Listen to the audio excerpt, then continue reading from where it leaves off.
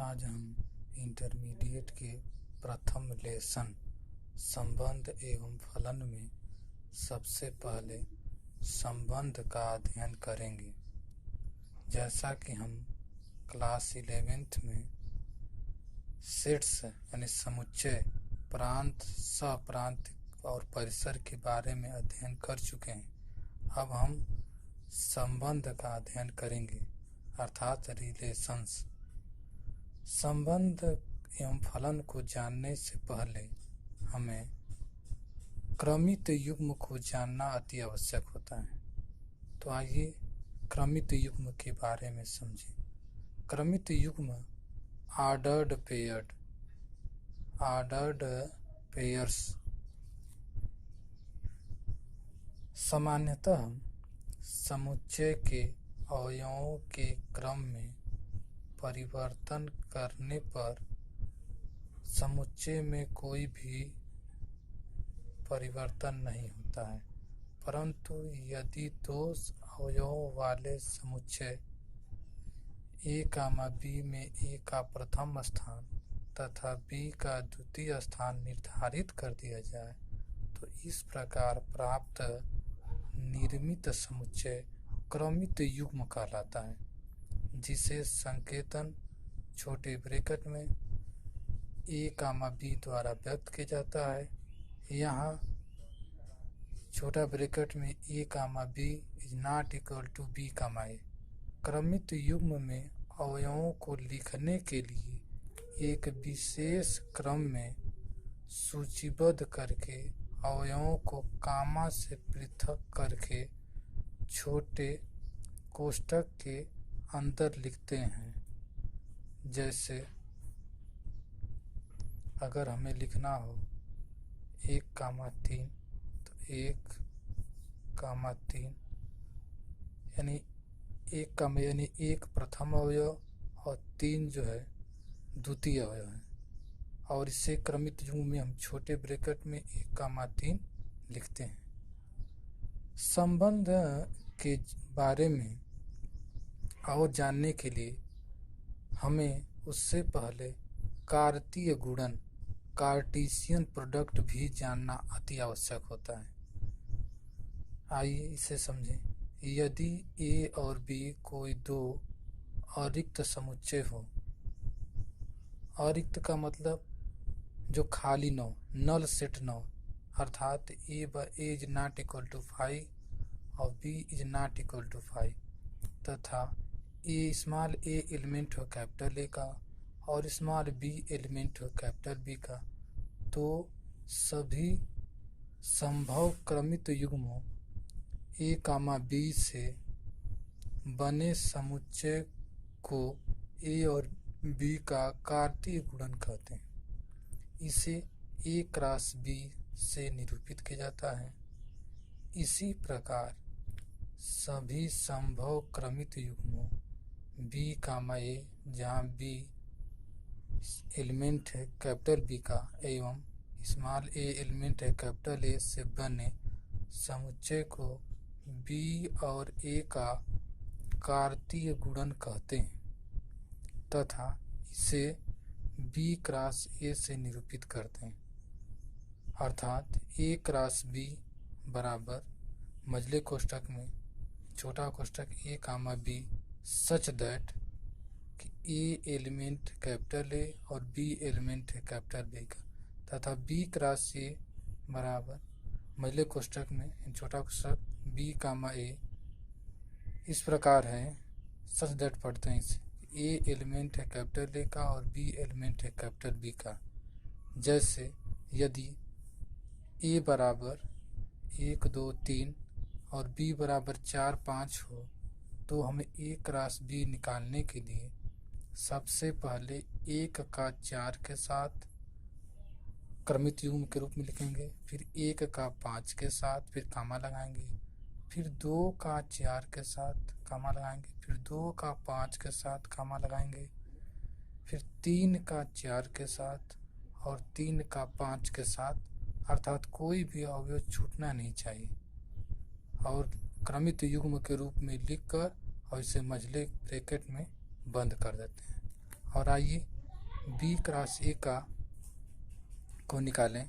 तो इसके लिए जब हम बी क्रॉस ए निकालेंगे तो सबसे पहले बी के अवयवों को लेंगे, यानी 4 का 1 के साथ क्रमित युग्म के रूप में, और 4 का 2 के साथ भी लिख सकते हैं, 4 का 3 के साथ भी लिख सकते हैं।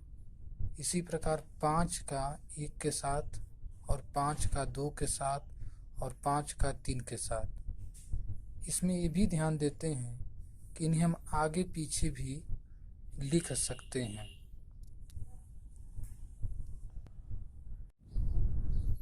आज हम इंटरमीडिएट के प्रथम लेसन संबंध एवं फलन में सबसे पहले संबंध का अध्ययन करेंगे।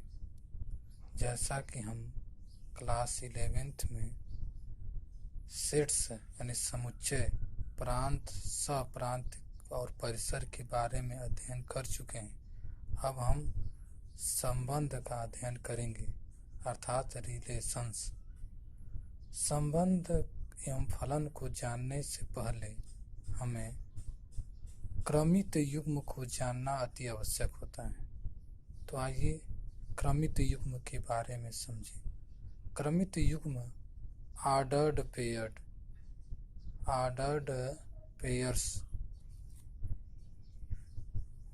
सामान्यतः समुच्चय के अवयवों के क्रम में परिवर्तन करने पर समुच्चय में कोई भी परिवर्तन नहीं होता है, परंतु यदि दो अवयवों वाले समुच्चय ए कामा बी में ए का प्रथम स्थान तथा बी का द्वितीय स्थान निर्धारित कर दिया जाए तो इस प्रकार प्राप्त निर्मित समुच्चय क्रमित युग्म कहलाता है, जिसे संकेतन छोटे ब्रैकेट में ए कामा बी द्वारा व्यक्त किया जाता है। यहाँ छोटा ब्रैकेट में a comma b is not equal to b comma a. क्रमित युग्म में अवयवों को लिखने के लिए एक विशेष क्रम में सूचीबद्ध करके अवयवों को कामा से पृथक करके छोटे कोष्ठक के अंदर लिखते हैं। जैसे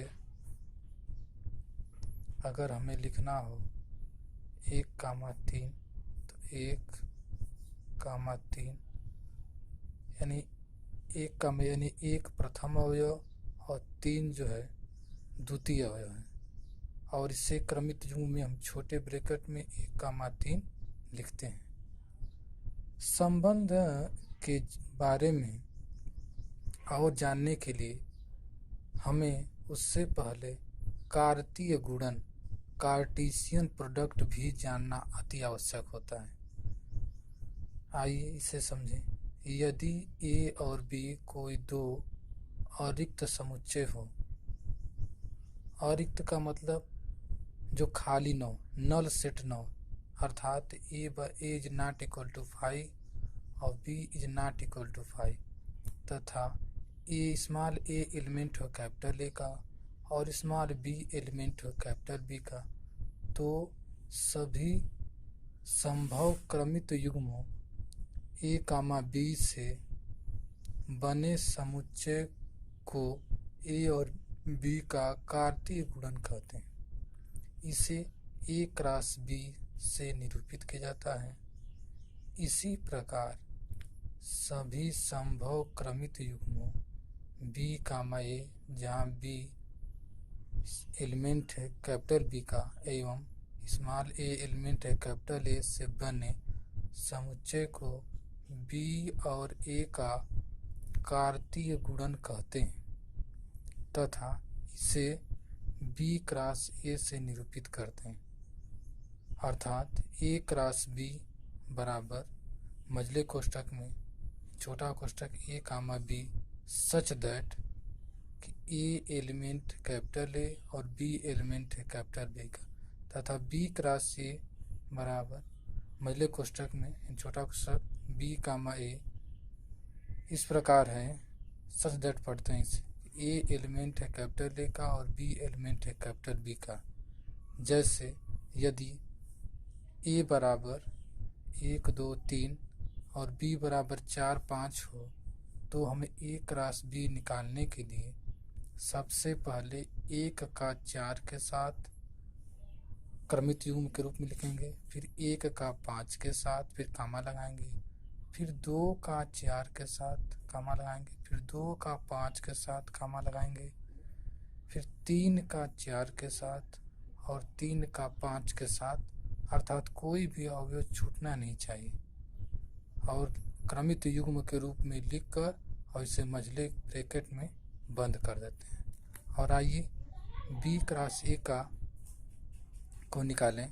तो इसके लिए जब हम बी क्रॉस ए निकालेंगे तो सबसे पहले बी के अवयवों को लेंगे, यानी 4 का 1 के साथ क्रमित युग्म के रूप में, और 4 का 2 के साथ भी लिख सकते हैं, 4 का 3 के साथ भी लिख सकते हैं।